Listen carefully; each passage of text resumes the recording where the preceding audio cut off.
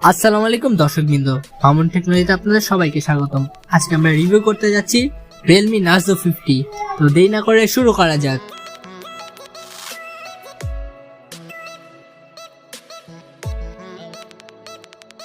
প্রথমেই বলা যাক এই ফোনটির পিছনের ট্রিপল ক্যামেরা সেটআপটি নিয়ে।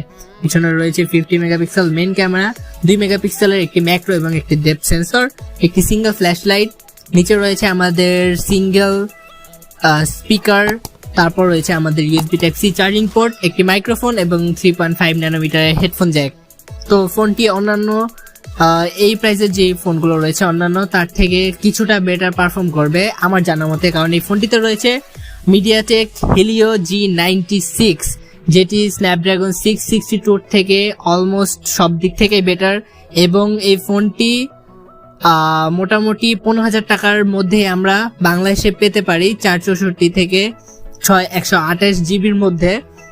এবং এই ফোনটিতে রয়েছে 5 হল 1080p 120 হার্টজ রিফ্রেশ রেটের একটি আইপিএস ডিসপ্লে এবং 5000 mAh এর একটি দুর্দান্ত ব্যাটারি। এই ব্যাটারি ফুললি চার্জ করতে দেওয়া হচ্ছে আমাদের 33 ওয়াটের একটি ফাস্ট চার্জার, যা দিয়ে 55 মিনিটে আমরা ফোনটিকে ফুললি চার্জ করে নিতে পারবো।